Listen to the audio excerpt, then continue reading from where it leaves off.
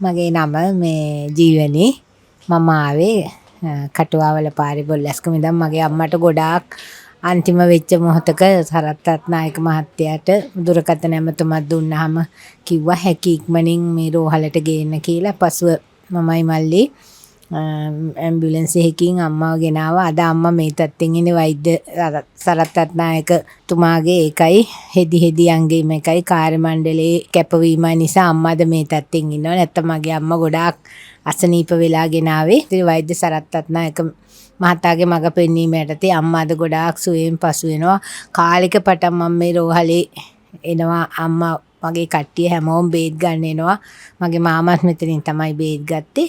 එතකොට ඒ කට්ටියගේ හොඳම අති උසස්ම සේවාවක් වෙනවා මේ නාවින්න මෙඩිකෙයාර් රෝහල.